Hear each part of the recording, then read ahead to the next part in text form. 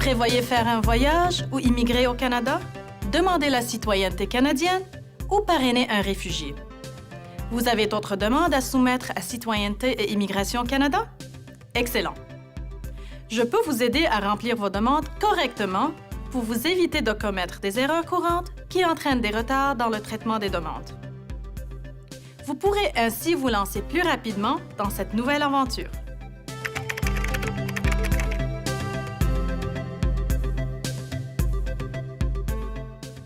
Bonjour, je me nomme Eliane et je travaille pour Citoyenneté et Immigration Canada, qu'on appelle en bref CIC. Nous recevons des milliers de demandes chaque année de gens de partout dans le monde. On dirait que le Canada a la cote. Ce que vous ne savez probablement pas, c'est que bon nombre des demandes que nous recevons sont incomplètes. Parfois, les demandeurs ne remplissent pas entièrement leur demande ou omettent de joindre certains des documents dont nous avons besoin. D'autres oublient de signer leur formulaire. Dans tous les cas, nous devons retourner les demandes sans les avoir traitées.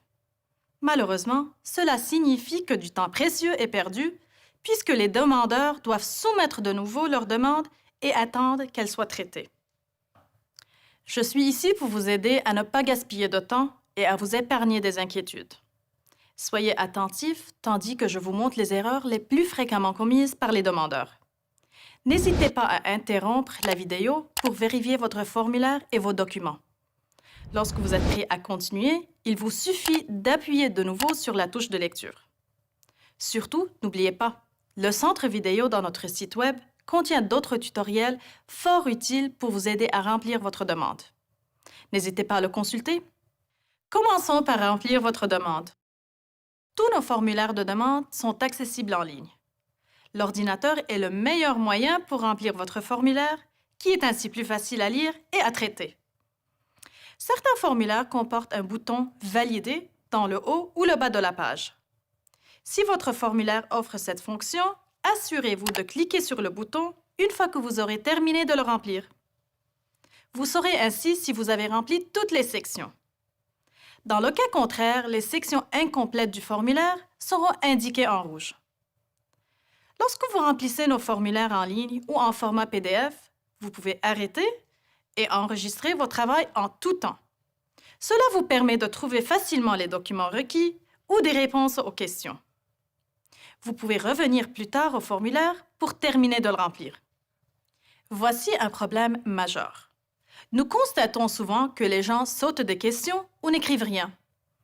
Assurez-vous de répondre à toutes les questions du formulaire. Ne laissez pas de questions sans réponse ou de cases vides. Si la question ne s'applique pas à vous, écrivez simplement SO, c'est-à-dire sans objet. Quelle est la leçon à tirer ici? Envoyez-nous une demande complète. Répondez à toutes les questions. Il est aussi important que vos réponses soient claires, afin d'éviter toute confusion possible durant le traitement. Parfois, nous recevons des demandes qui sont difficiles à lire ou à comprendre. Si l'employé de CIC ne comprend pas ou ne réussit pas à lire une réponse, la demande est retournée. Le demandeur doit corriger le problème et soumettre de nouveau le formulaire pour que nous le traitions. Remplir votre formulaire à l'ordinateur est toujours la méthode à privilégier. Les réponses sont plus faciles à lire, ce qui en retour facilite le traitement des demandes. Un autre conseil, fournissez des réponses complètes à toutes les questions. Autrement dit, donnez-nous les faits. Parfois, les gens fournissent des réponses vagues ou sans rapport. Essayez d'éviter cela en fournissant des réponses complètes et détaillées. Par exemple, si une question vous demande votre adresse au Canada, n'écrivez pas simplement « Canada ». Veuillez fournir l'adresse la plus complète possible. À tout le moins, écrivez le nom de la municipalité ou de la ville et de la province au Canada. Si vous n'êtes pas certain du lieu exact, ne laissez pas la case de réponse en blanc. Faites une recherche pour trouver la bonne réponse et inscrivez-la. Les photos constituent une autre source fréquente de problèmes. Nous avons des exigences très précises pour les photos et elles sont décrites clairement dans chacune des trousses de demande. Ces exigences diffèrent parfois selon les demandes. Nous recevons souvent des photos qui ne répondent pas à nos critères. Parfois, elles sont endommagées. Ou encore, elles sont floues, trop foncées ou comportent des ombrages. Malheureusement, nous devons vous retourner la demande au complet et vous demander de renvoyer de nouvelles photos lorsque vous soumettrez de nouveau votre demande. Il est donc préférable que vous apportiez au photographe les spécifications de la photo qui se trouvent dans votre trousse de demande. Vérifiez les photos lorsque vous les recevez pour vous assurer qu'elles répondent à nos spécifications. Lorsque vous êtes prêt à soumettre votre demande, n'oubliez pas d'inclure tous les documents à l'appui. Cela comprend les photos, les reçus des frais payés et les formulaires supplémentaires. Les documents à l'appui comprennent notamment les passeports, les actes de naissance, les renseignements médicaux, les états financiers, les résultats de tests linguistiques ou les formulaires de parrainage. Passez la liste de contrôle en revue pour voir si les documents à l'appui qui sont requis et, le cas échéant, joignez-les à votre demande. Si vous envoyez votre demande par la poste, envoyez toujours les originaux, à moins que le guide de la demande ou la liste de contrôle des documents indique que les photocopies sont acceptées. Une autre erreur fréquente se produit lorsque les demandeurs nous envoient le mauvais type de document à l'appui. N'oubliez pas que nous n'acceptons pas les substitutions. Si nous demandons un acte de naissance, n'envoyez pas un passeport à la place. D'autres pièces d'identité sur lesquelles figure votre nom complet et votre date de naissance ne sont pas toujours acceptables. Lisez les questions avec soin et passez en revue la liste de contrôle pour vous assurer de respecter la marche à suivre. Que devez-vous faire lorsqu'il vous est impossible d'obtenir l'original d'un document? Par exemple, un acte de naissance nécessaire à votre demande. Si vous êtes dans cette situation, vous devez fournir une déclaration solennelle ou un affidavit. Pour savoir quand et comment fournir une déclaration solennelle ou un affidavit, veuillez consulter le guide qui se trouve dans votre trousse de demande. S'il vous est impossible de fournir l'original d'un document requis, expliquez-nous pourquoi. Ne laissez pas la section vide et n'écrivez pas SO. Gardez à l'esprit que votre objectif est de ne pas gaspiller de temps. Envoyez-nous une demande dûment remplie pour vous mettre en chemin plus rapidement. Assurez-vous de nous fournir le nombre de documents d'identification demandés.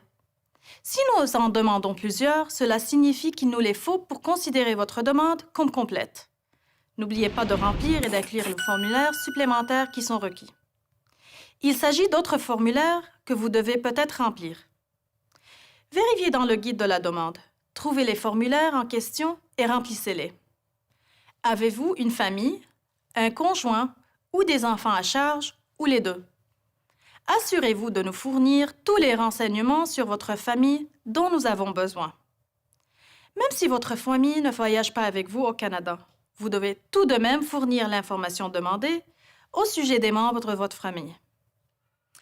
Vous êtes presque prêt à envoyer la trousse de demande à CIC, n'est-ce pas?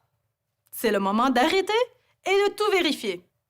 Avez-vous inclus les photos, les documents à l'appui et tous les formulaires supplémentaires requis? N'oubliez pas d'inclure le paiement exact. Assurez-vous de bien vérifier le montant et de l'inclure au complet.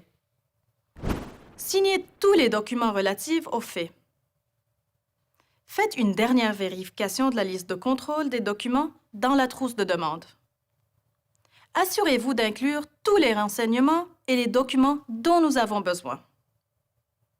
N'oubliez pas, il est important d'envoyer une demande complète pour éviter les retards de traitement et ainsi vous mettre en chemin plus rapidement.